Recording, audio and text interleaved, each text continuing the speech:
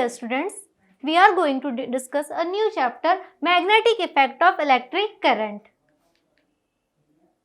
तो इससे previous chapter electricity में हमने डिस्कस किया था heating effect of electric current. तो हमने हीटिंग इफेक्ट जानने के बाद आज हम जानेंगे magnetic effect of electric current क्या है। इलेक्ट्रिक करंट की वजह से जो मैग्नेटिक इफेक्ट हो रहा है, मैग्नेटिक फील्ड प्रोड्यूस हो रहा है, उसके बारे में आज हम डिस्कस करने वाले हैं। तो आज हम इस चैप्टर में डिस्कस करेंगे कि मैग्नेटिक इफेक्ट का ओरिजिन कहाँ से हुआ, मैग्नेटिक फील्ड है ये किसने जाना सबसे पहले। उसके बाद बार मैग्नेट के बारे में डिस्कस करेंगे, मैग्नेटिक फील्ड लाइंस और मैग्नेटिक फील्ड के बारे में डिस्कस करेंगे। तो सबसे पहले हम डिस्कस करते हैं ऑर्स्टेड एक्सपेरिमेंट। ऑर्स्टेड सबसे पहले साइंटिस्ट थे जिनने मैग्नेट के बारे में जाना। एक वो एक्सपेरिमेंट करते करते बाय डिफ़ॉल्ट उन्हें समझ में लगा, एक एक्सपेरिमेंट से समझ में आया कि जब किसी सर्किट में इलेक्ट्रिक करंट फ्लो होती है तो वहाँ मैग्नेटिक फील्ड भी प्रोड्यूस हो रहा है उसके नियर। तो ये एक्सपेरिमेंट था कि एक सर्किट था, जैसे उसका स्विच ऑन किया गया, उसे पोटेंशियल प्रोवाइड किया गया, बैटरी से कनेक्ट किया गया, तो देखा गया कि गैल्वेनोमीटर में डिफ्लेक्शन हो रहा था। और जैसे सेल को हटा दिया गया, बैटरी को डिस्कनेक्ट कर दिया गया, तो गैल्वेनोमीटर डिफ्लेक्शन बंद कर दिया। क्लियर कि जैसे अगर सर्किट में है तो डिफ्लेक्शन हो रहा है, और जैसे ही सर्किट क्लोज कर दिया जाए, बैटरी को डिस्कनेक्ट कर दिए, तो डिफ्लेक्शन ज़ीरो हो गया। तो ये बता रहा है, ये एक्सपेरिमेंट शो कर रहा है कि उस सर्किट के आउटसाइड हम लोगों को एक मैग्नेटिक फील्ड ऑब्जर्व करने मिला, उस सर्किट के आसपास मैग्नेटिक फील्ड प्रेजेंस है। He found that if a compass needle is placed near a current carrying wire, needle gets deflected. तो उन्होंने देखा था कि अगर एक कंपास निडल प्लेस की गई है एक करंट कैरिंग वायर के पास, तो वो निडल डिफ्लेक्ट हो रही है। तो ये शो कर रहा है कि उस करंट कैरिंग वायर के पास मैग्नेटिक फील्ड प्रेजेंट है। और यही सबसे पहले हम लोगों को पता चला कि इलेक्ट्रिक फील्ड के आसपास मैग्नेटिक फील्ड भी प्रेजेंट होता है इलेक्ट्रिक करंट कैरिंग वायर के पास। तो सबसे पहले आज हम डिस्कस करते हैं कि सबसे पहले मैग्नेट्स होते क्या है। इन मैग्नेट्स को जानने के बाद हम जानेंगे कि मैग्नेटिक फील्ड और मैग्नेटिक फील्ड लाइंस क्या है। सबसे पहले magnet, a magnet is a material that produces a field that attracts or repels other such materials of magnetic nature.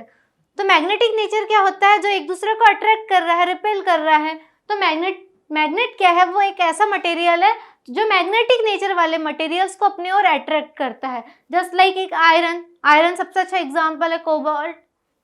तो वो मैग्नेटिक मटेरियल वाले मटेरियल्स को मैग्नेट अपनी ओर अट्रैक्ट करता है। तो ये होती है मैग्नेट की प्रॉपर्टी। और डिफरेंट टाइप ऑफ मैग्नेट्स जो हमने जूनियर क्लासेस में पहले पढ़ चुके हैं, स्टिल हम लोग एक बार डिस्कस कर लेते हैं। बार मैग्नेट होता है जो एक काइंड ऑफ बार के टाइप दिखेगा। रिंग मैग्नेट, एक हॉर्स शू निडल कुछ इस शेप का होता है, यू शेप का।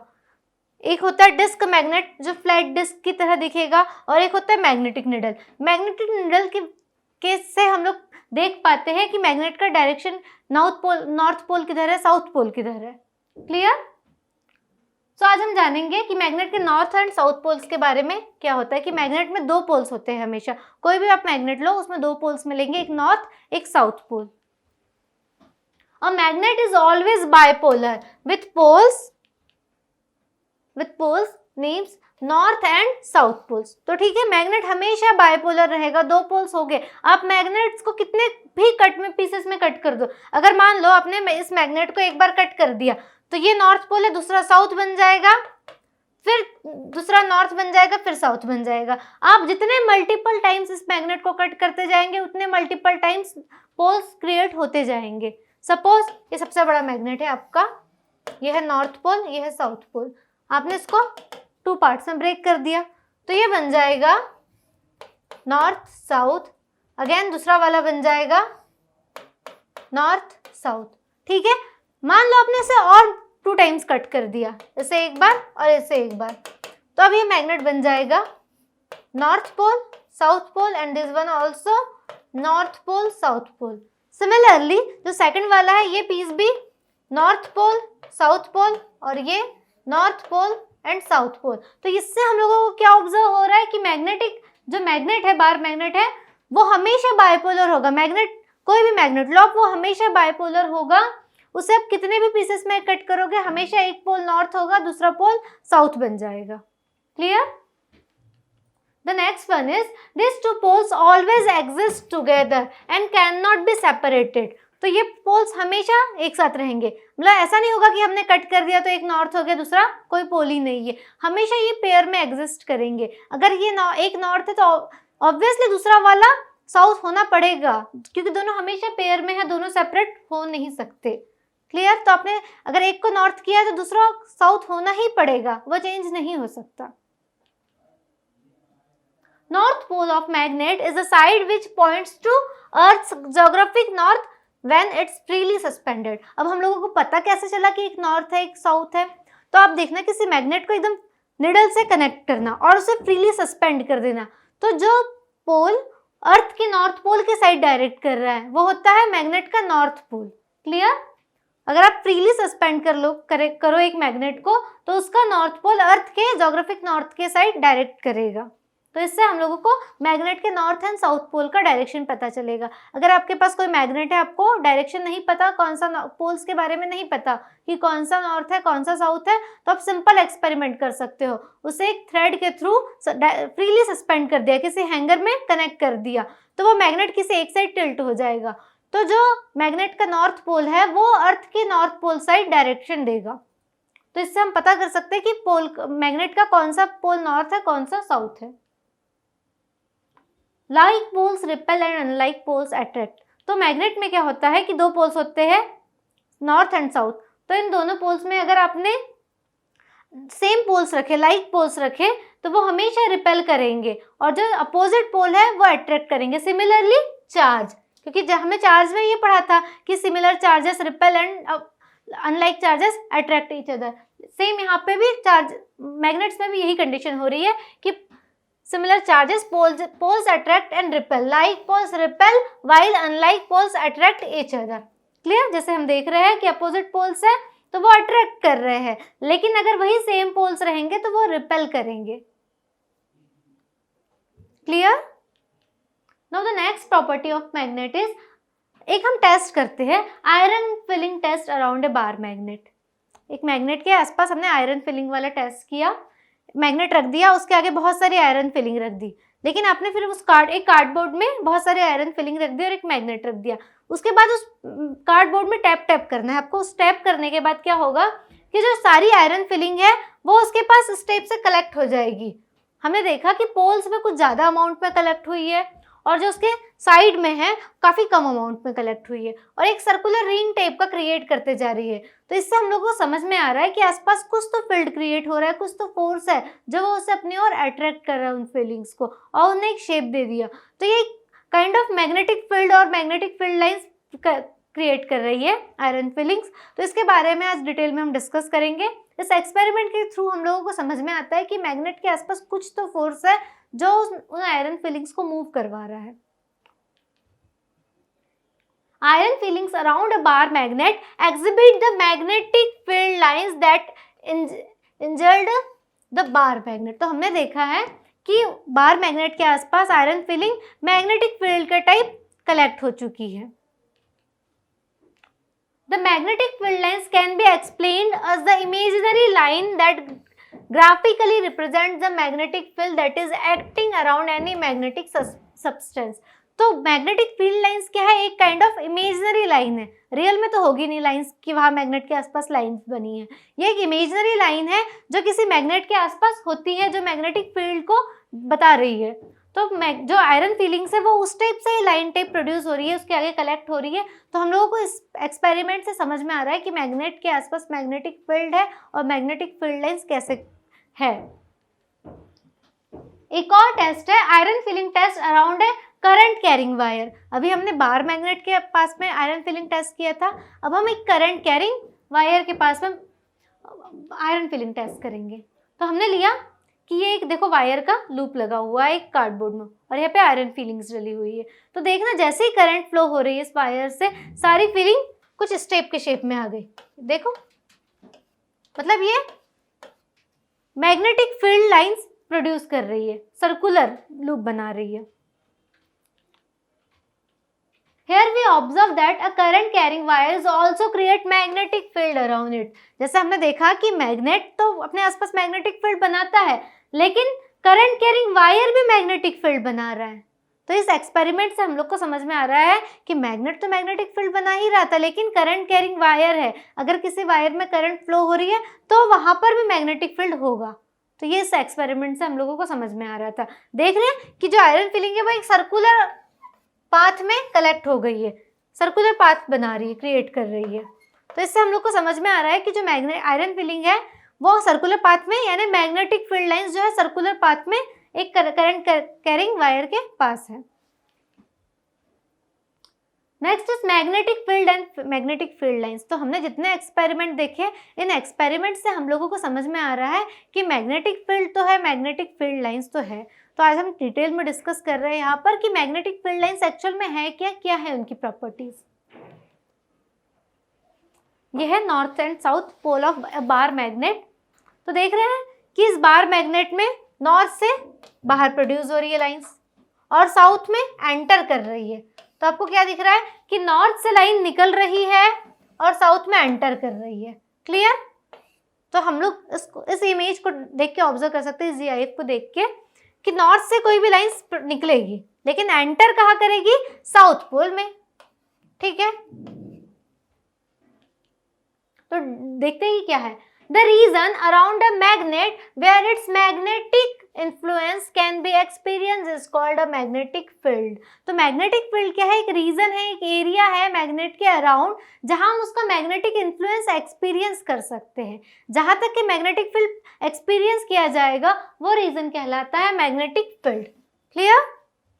तो जिस रीजन में, जस्ट लाइक अगर इस इमेज को देखें तो हम लोग को इस रीजन में जहाँ मैग्नेटिक फील्ड लाइंस दिख रही है, जहाँ हम एक्सपीरियंस कर सकते हैं मैग्नेटिक इन्फ्लुएंस, वो रीजन है आपका मैग्नेटिक फील्ड। अगर आप मैग्नेट को देखोगे और आप किसी आयरन मटेरियल को अट्रैक्ट करोगे अपनी ओर, तो देखना मैग्नेट को आप जरूरी नहीं कि एकदम पास ले जा रहे हो तभी वो अट्रैक्ट कर रहा है, थोड़ा दूर डिस्टेंस से ही वो उसे अट्रैक्ट करने लगता है। तो इसका मतलब समझ में आ रहा है, जिस डिस्टेंस से वो पार्टिकल्स अट्रैक्ट करना शुरू कर रहा है वो डिस्टेंस उसका मैग्नेटिक फील्ड है, जिस डिस्टेंस से वो पार्टिकल को अट्रैक्ट करता है। Clear? The direction and the strength of magnetic field are represented by magnetic line of force। तो जो मैग्नेटिक लाइन ऑफ फोर्स है वो मैग्नेटिक फील्ड का डायरेक्शन और स्ट्रेंथ बता रहा है। अब देखेंगे कि कैसे मैग्नेटिक फील्ड लाइंस डायरेक्शन बता रही है और कैसे स्ट्रेंथ बता रही है। पर जो डायरेक्शन और स्ट्रेंथ है वो magnetic field lines of force से बताई जाएगी। और अगर इसका डायरेक्शन है और स्ट्रेंथ है, इसका मतलब ये एक वेक्टर क्वांटिटी है। मैग्नेटिक फील्ड कैसे हुई, एक वेक्टर क्वांटिटी हुई, क्योंकि मैग्नेटिक फील्ड का डायरेक्शन भी है, मैग्नेटिक फील्ड की स्ट्रेंथ भी है। और किसके थ्रू रिप्रेजेंट की जाएगी, मैग्नेटिक फील्ड लाइंस के through. Magnetic field lines actual में है क्या, डिस्कस करते हैं। और we can say properties of magnetic field lines. Magnets magnetic field lines result in the formation of continuous running और कंटिन्यूअस क्लोज कर्व लूप। ठीक है, तो हमने देखा कि मैग्नेटिक फील्ड लाइंस क्या है, वो कंटिन्यूअस लूप है या फिर क्लोज्ड लूप है। अगर वो नॉर्थ से निकल रही है और साउथ में एंटर कर रही है तो वो ऐसा नहीं है कि निकल के सिर्फ यहाँ एंटर कर रही है। क्लोज लूप्स मतलब वो अंदर भी कनेक्टेड है, तभी तो हम कह रहे हैं कि वो क्लोज लूप है। यानी एक पोल से स्टार्ट होकर दूसरे में एंड नहीं होगी, वो अंदर भी इंटरनली भी ट्रेवल करेगी उस मैग्नेट के। That's why we are saying it is a close loop. Second one is the tangent to the field line at any given point indicates the direction of the total magnetic field at that point। That means कि आपने किसी field line में अगर tangent draw कर दिया, clear, तो आप उस फील्ड लाइन में टेंजेंट ड्रॉ करोगे तो वो टेंजेंट उस लाइन का डायरेक्शन दिखाएगा। किसी भी फील्ड लाइन में जो टेंजेंट ड्रॉ है वो उस फील्ड लाइन का डायरेक्शन दिखाएगा। क्लियर? और अभी हमने कहा कि मैग्नेटिक फील्ड का डायरेक्शन किससे पता चलेगा, मैग्नेटिक फील्ड लाइन से। और मैग्नेटिक फील्ड लाइन में डायरेक्शन, अगर हमने एक टेंजेंट ड्रॉ कर दी है, जैसे ये एक टेंजेंट ड्रॉ है, ये टेंजेंट ड्रॉ है, तो ये ड्रॉ टेंजेंट हम लोगों को मैग्नेटिक फोर्स का डायरेक्शन बताएगी। Clear? The next is they come out of the magnet from the side of the north pole. ठीक है, नॉर्थ से वो बाहर आएगी and go into on its the side of the south pole. तो हमने अभी डिस्कस किया था कि वो साउथ से एंटर करेगी बट नॉर्थ से बाहर आएगी, और साथ में ये क्लोज कर्व है, इसका मतलब वो इंटरनली भी ट्रेवल करेगी। The next property is inside the magnet the direction of field lines of the form its south pole to its north pole.